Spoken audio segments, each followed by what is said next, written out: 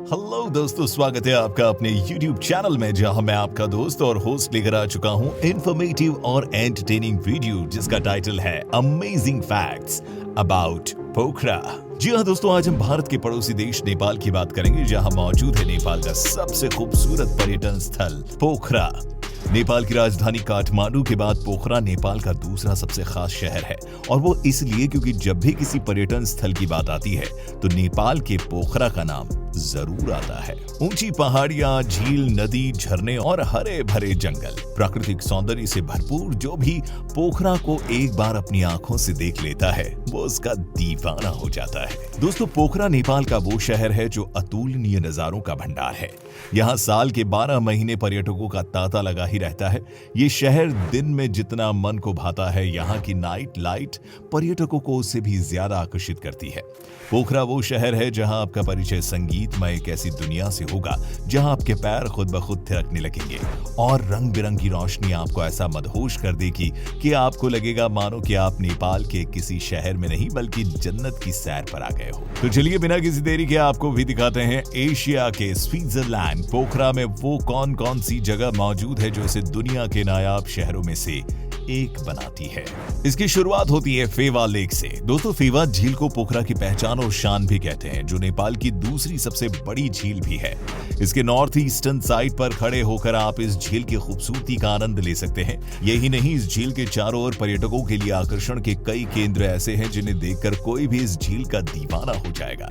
यहाँ आप झील में बोटिंग करने के साथ इसके किनारे बने कैफे में बैठकर गर्मा गर्म चाय के मजे भी ले सकते हैं। यही नहीं, इस झील का पानी इतना ज्यादा साफ है कि इसके किनारे मौजूद हिमालय पर्वतीय श्रृंखला आपको पानी के भीतर साफ साफ दिखाई देगी। इसी तरह यहाँ मौजूद एक और पर्यटन स्थल है जिसका नाम है देवीज फॉल। इसे नेपाली स्थानीय भाषा में पाटले छांगो भी कहा जाता है। दोस्तों, देवी फॉल एक ऐसा झरना है जो भूमिगत है। इसकी विशेषता यह है कि इस झरने में एक पॉइंट ऐसा भी है जहां पर इसकी धारा अचानक से गायब होकर भूमिगत हो जाती है। ये दृश्य इतना अनोखा होता है कि पहली बार में तो कोई भी इसे समझ ही नहीं पाता। ऐसा लगता है मानो झरना अचानक से गायब हो गया हो। इस झरने की खूबसूरती को देखने के लिए दुनिया भर से पर्यटक यहाँ आते हैं। कहा जाता है कि मानसून के मौसम में यह झरना अपनी चरम पर होता है, जिसके दृश्य अद्भुत होते हैं। इस झरने के बारे में यह भी कहा जाता है कि कभी यहाँ डेविड नाम का एक पर्यटक आया था जो अचानक आई बाढ़ में पैर फिसलने की वजह से उसकी भूमिगत हिस्से में चला गया था। उसे लाख कोशिशों के बाद भी नहीं ढूंढा जा सका। फिर ये मान लिया गया कि झरने के भीतर जाने से डेविड की मृत्यु हो गई होगी। उसी के नाम पर इस झरने का नाम डेविड्स फॉल पड़ा, जो समय के साथ कब डेविल्स फॉल हो गया किसी को पता ही नहीं चला। इसी कड़ी में अगला नंबर है पोखरा शांति स्तूप का। इसे विश्व शांति स्थल के नाम से भी जाना जाता है। ये एक बौद्ध स्मारक है जो पहाड़ी पर स्थित है, वही पहाड़ी जिस पर खड़े होकर आप फेवा झील का दर्शन भी कर सकते हैं। यह स्तूप विश्व की शांति को समर्पित है, जो नेपाल का दूसरा शांति स्तूप भी है। दोस्तों, यहाँ पहुंचना इतना आसान भी नहीं है, क्योंकि इस स्तूप तक पहुंचने के लिए पर्यटकों को हाइकिंग करनी पड़ती है, क्योंकि यह स्तूप 3608 फीट की ऊंचाई पर स्थित है। हालांकि यहाँ पहुंचने के लिए टैक्सी का साधन उपलब्ध है, लेकिन ज्यादातर पर्यटक हाइकिंग करना ही पसंद करते हैं। अगर आप राफ्टिंग के शौकीन हैं तो पोखरा में आपको ये सुविधा भी मिल जाएगी। यहाँ की लंबी साफ नदियां और सफेद रेतीले बीच इसे राफ्टिंग के लिए अच्छी डेस्टिनेशन बनाते हैं। राफ्टिंग के साथ साथ पोखरा में लोग कैंपिंग करना भी पसंद करते हैं, जिसके लिए काली गंडकी वो घाटी है जो कैंपिंग के लिए सबसे अनुकूल मानी जाती है। राफ्टिंग कैंपिंग के बाद भी अगर आपका मन ना भरे तो आप पोखरा में मौजूद सारंगकोट हिल भी जा सकते हैं और यहाँ होने वाली पैराग्लाइडिंग का लुत्फ भी उठा सकते हैं। यही वो जगह है जिसके चलते समूचे पोखरा के आसमानों में रंग बिरंगे पैराशूट नजर आते हैं। आपको बता दें कि सारंगकोट हिल को पैराग्लाइडिंग करने के लिए दुनिया के सबसे अच्छे स्थानों में से एक माना जाता है। तो अगर आप भी पैराग्लाइडिंग के दीवाने हैं तो पोखरा आपके लिए बेस्ट जगह साबित होगी। बस ध्यान रहे कि आप अपनी ट्रिप जून से सितंबर के बीच प्लान ना करें, क्योंकि ये मानसून का समय होता है जब सारंगकोट हिल में पैराग्लाइडिंग सबसे खतरनाक होती है। अगर पैराग्लाइडिंग से भी मन ना भरे तो आप पोखरा में मौजूद जीप फ्लायर का आनंद भी ले सकते हैं। वो अनोखा झूला जिसके जरिए आप लगभग लगभग समूचे पोखरा को आसमान से देख सकते हैं, क्योंकि इसकी ऊंचाई करीब 610 मीटर है, जहां से समूचे पोखरा के दर्शन होते हैं। दोस्तों, थ्रिल तो तब आता है जब ये फ्लायर 120 किलोमीटर प्रति घंटा की रफ्तार से चलता है, वो भी इतनी ऊंचाई पर। कुछ लोगों को ये मजे देता है तो कुछ लोगों को ये अच्छी खासी सजा भी दे देता है, बिल्कुल वैसे ही जैसे कभी लैंड कराने वाले इन भाई साहब को मिली थी। दोस्तों, घूमने के साथ साथ अगर आप शॉपिंग के भी शौकीन है तो पोखरा का पुराना बाजार एक आइडियल प्लेस है, जहां आप शॉपिंग के साथ एडवेंचर का मजा भी लूट सकते हैं। पुराना बाजार रहस्यमयी गलियों से बना हुआ एक ऐसा बाजार है जो आपने पहले कभी नहीं देखा होगा। इस ओल्ड मार्केट में आपको स्थानीय हस्तशिल्प, मोतियों की माला और यहाँ की स्थानीय सांस्कृतिक पोशाक आपका मन मोह लेंगे। यही नहीं, यहाँ पर फल सब्जी भी मिलते हैं, तो वहीं कुछ दुकानें ऐसी भी है जहाँ से आप पीतल, तांबा और कांसे से बने शानदार आभूषण और अन्य सामग्री भी खरीद सकते हैं। पोखरा में मौजूद तिब्बती रिफ्यूजी कैंप भी देखने को और घूमने योग्य है, जहाँ मौजूद सैकड़ों झंडे बेहद सुंदर और आकर्षक नजारे बनाते हैं। यहाँ पर भिक्षु भी रहते हैं। दोस्तों, पोखरा कुछ प्राचीन काल मंदिरों के लिए बहुत ही प्रसिद्ध है।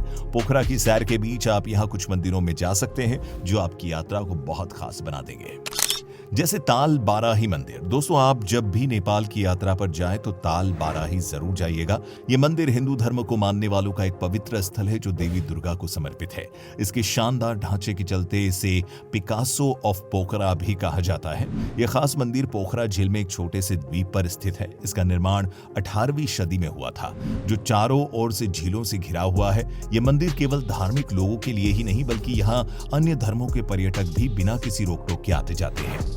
चारों ओर से झीलों से घिरे इस मंदिर तक पहुंचने के लिए आपको नाव का सहारा लेना पड़ेगा, जिसमें बैठकर मात्र 10 मिनट के भीतर आप इस मंदिर के दर्शन कर सकते हैं। ताल बाराही के जैसा एक और मंदिर जो पोखरा में बेहद प्रसिद्ध है, उसका नाम है विंध्यवासिनी मंदिर। पोखरा झील के शांत पानी में आपको विंध्यवासिनी देवी का सुंदर मंदिर भी देखने को मिलेगा। ये भगवती की मूर्ति वाला वो मंदिर है जो नेपाल का सबसे पुराना मंदिर भी है। दोस्तों, पोखरा नेपाल की यात्रा पर आए लोग गुप्तेश्वर महादेव गुफा में जाना भी बहुत पसंद करते हैं। इस गुफा में मौजूद एक ऐसा मंदिर है जो भगवान शिव को समर्पित है। इसमें जाने के लिए ऐसी घुमावदार सीढ़ियां बनी हुई है जिसमें जाने के लिए सर को बेहद नीचे झुकाना पड़ता है। इसीलिए कई बार बहुत से भक्त इसके अंदर भी नहीं जा पाते, लेकिन जो लोग इसके अंदर जाने में कामयाब होते हैं उन्हें गुफा के अंदर मौजूद शिवलिंग के दर्शन करने का मौका मिलता है, जिसके बारे में ये मान्यता है कि यहाँ की गई हर मन्नत पूरी होती है। गुप्तेश्वर महादेव की तरह ही महेंद्र गुफा भी है, जो पर्यटन के साथ हिंदू धर्म के अनुयायियों के लिए बेहद खास है। पोखरा शहर को म्यूजियम सिटी भी कहा जाता है, और वो इसलिए क्योंकि इस छोटे से शहर में या फिर दो नहीं बल्कि regional museum, international mountain museum, Annapurna museum और बटरफ्लाई म्यूजियम सहित कई अन्य म्यूजियम भी है। ये सभी विश्व स्तरीय म्यूजियम है जिन्हें देखने समूचे विश्व से हर साल करीब 1 लाख लोग आते हैं। आपको जानकर हैरानी होगी कि पोखरा का बटरफ्लाई म्यूजियम वो म्यूजियम है जहां करीब 660 तरह की तितलियां मौजूद है। बल्कि यूं कहना ठीक होगा कि इस म्यूजियम में दुनिया की हर प्रकार की तितली मौजूद है। इसका निर्माण साल 1965 में हुआ था। दोस्तों, घूमने फिरने के बाद एक नजर पोखरा में मिलने वाले कुछ प्रसिद्ध व्यंजनों पर भी डाल लेते हैं। झीलों से लैस पोखरा में शीशे जैसा साफ पानी है, तो उस पानी में सैकड़ों प्रकार की मछलियां भी मौजूद रहती है। इसीलिए पोखरा निवासियों की थाली में पहला स्थान मछली का ही होता है। यहां मिलने वाली फ्राइड थ्रॉट फिश पोखरा की पहचान भी है और शान भी। इसी तरह फ्रोजन योगर्ट, मचा पुचरेकिस, होममेड पास्ता, पिज्जा और नेपाली थाली है वो थाली जिसमें दर्जनों पकवान एक साथ परोसे जाते हैं। ये सभी खाने पोखरा में खाए और यहाँ आने वाले पर्यटकों को खिलाए जाते हैं। वही बात करें यहाँ के पारंपरिक पहनावे की, तो नेपाली संस्कृति से ओतप्रोत नेपाली लड़के और लड़कियां अपने पारंपरिक वस्त्रों को ही तरजीह देते हैं। एक आम पोखरी लड़का ढाका टोपी, धोती, लुंगी पहनता है, तो वही लड़कियां दौरा, सुरुवाल, गुनियो चोलो और साड़ी पहनना सबसे ज्यादा पसंद करती हैं। पोखरा की आबादी करीब 5 लाख है। इतिहास की माने तो शहर का जन्म 1344 में हुआ था और यहाँ के पहले शासक राजा कस्की थे, जिनके राज्य में पोखरा समूचे नेपाल का केंद्र भी बनाया गया था। पोखरा के राजस्व की बात करें तो टूरिज्म इस शहर का मुख्य स्रोत है, जिसके द्वारा ये करीब 98% की कमाई करता है। यहाँ के लोग बेहद पढ़े लिखे होते हैं। यहाँ 800 से भी ज्यादा पब्लिक और प्राइवेट इंस्टीट्यूट है, जिनमें हर साल लाखों युवाओं को साक्षर बनाया जाता है। पोखरा को म्यूजिक सिटी के नाम से भी जाना जाता है। चमड़े से बनाया गया नेपाली ड्रम, जिसे मैडल कहते हैं, इसी शहर की देन है और इसकी पहचान भी। इसके अलावा यहाँ बांसुरी और सारंगी भी घर घर बजाए जाते हैं। पोखरा अपने लोकगीतों के लिए समूचे नेपाल और पूर्वी उत्तर प्रदेश में काफी मशहूर है। वैसे तो पोखरा में कई जातियां और जनजातियां निवास करती हैं, लेकिन यहाँ बसने वाली गुरुंग जाति सबसे प्रभावशाली मानी जाती है। भारतीय सेना की कंपनी गुरखा का नाम तो आपने सुना ही होगा। सबसे ज्यादा गुरखास पोखरा शहर से ही आते हैं। दोस्तों, आपको बता दूं कि भारत के नागरिकों को नेपाल घूमने के लिए किसी भी प्रकार के वीजा की जरूरत नहीं पड़ती है। भारतीय नागरिक साल के 12 महीने जब चाहे नेपाल भ्रमण पर जा सकते हैं। राजधानी दिल्ली से पोखरा की दूरी करीब 1100 किलोमीटर है, जिसे हवाई, रेल या सड़क सभी के माध्यम में जाया जा सकता है।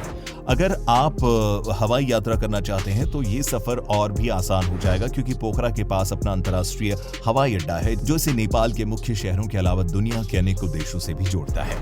तो अब देर किस बात की, जल्दी से प्लान कीजिए और घूम कर आइए पोखरा। लेकिन उससे पहले वीडियो अगर अच्छी लगी हो तो इसे लाइक जरूर कीजिए। चैनल पर नए हो तो सब्सक्राइब करना ना भूलें और मिलते हैं एक नई वीडियो में। तब तक के लिए नमस्कार।